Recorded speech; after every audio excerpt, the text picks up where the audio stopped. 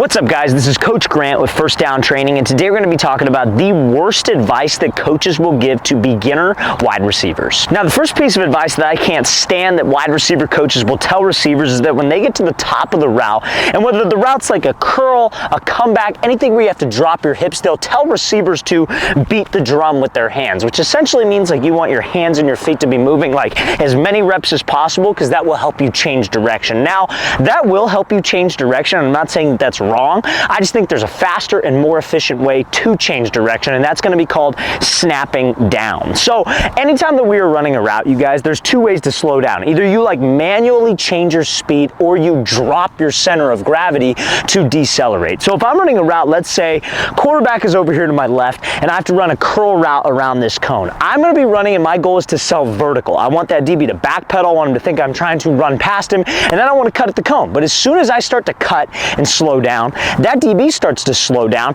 and break on the ball. Between me and him, it is a race back to that ball from the quarterback. So I want to eliminate as much wasted time as possible when I make that change of direction. So if I'm running up and then I just take a million steps and move my hands and my feet, it gives the DB more time to react. What I want to do is I want to keep my hands and my feet natural. I want to run in and run out. How I'm able to decelerate, how I'm able to change direction is I just want to snap down and be able to drop my weight. So what I tell my receivers to do is think your chin is trying to touch your knee as quickly as possible, and keep your hands natural. You want to run in and run out. So I'm up, I drop, and I'm trying to eliminate as many steps as possible and as much time as possible at the top of the break. So don't fall for that beat the drum advice that a lot of coaches will say. Now also, fellas, if you're a quarterback or a wide receiver watching this video, we have a series of 11 more training camps this offseason in 11 different cities across the entire country. So guys, go to that very first link in the description below if you would like to sign up. Next up on our camp tour, we're going to be coming out to Austin, Texas. Then we'll be out to Las Vegas, Nevada, Seattle, Washington, Chicago, Illinois, Newark, New Jersey, Birmingham, Alabama,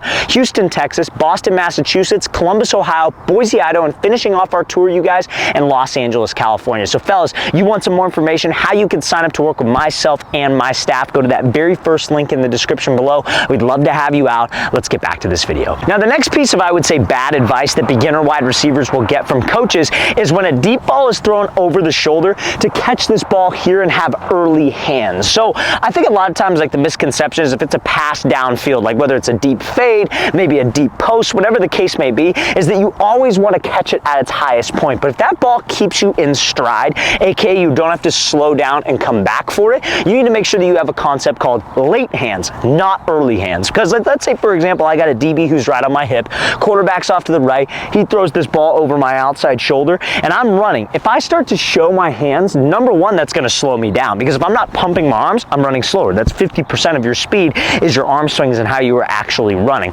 Number two, if that DB's here on my hip, he's not playing the ball. He's not guarding me, looking at the ball, he's playing me, more specifically my hands. So if I'm running and I show my hands early, he knows exactly where to shoot his hands to knock the ball out. So we have to be late with my hands. I have to make sure that my hands are running, I am trusting my eyes, and I'm catching this thing at chest level, because when you have late hands, helps with speed and doesn't let that DB know where the ball's going to be. Now, the next piece of bad advice that I feel wide receivers will get has to do with their press coverage stance. So let's say you're lined up right here, orange cone is the line of scrimmage, you got a DB in front of your face who's guarding us in press. I think a lot of times receiver coaches will say, hey, receivers, you want to have your hands up here by your chest like you're ready to fight, so you're ready to swat his hands. Now, me personally, you guys, I feel like when your hands are up here, we are very tense at my shoulders. And sometimes when you're tense, that's a lack of range of motion. Like, you want to be nice and relaxed. Almost think of it like when you're like fighting, if you will, like you're like boxing or something like that. You don't want to be super tense up here because you don't have range of motion.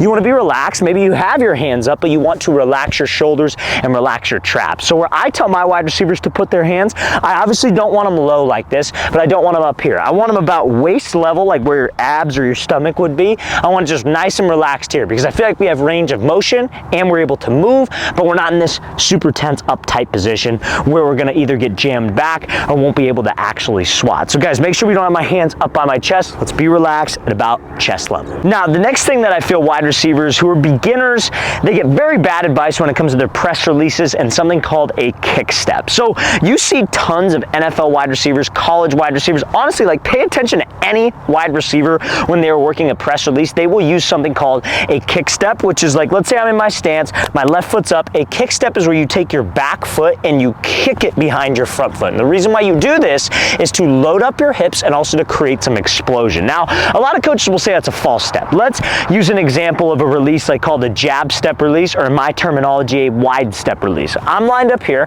A lot of receivers will just jab with this outside foot and then go. Their coaches want them to just come from this position of no momentum, jab, and then go. I personally feel like that's too slow, and I personally feel like you're not going to be able to step as wide to be able to sell your release to get the DB to jump. Because remember guys, a DB is going to be watching my hips, so I got to actually sell with my hips to get him off of his platform. So let me explain.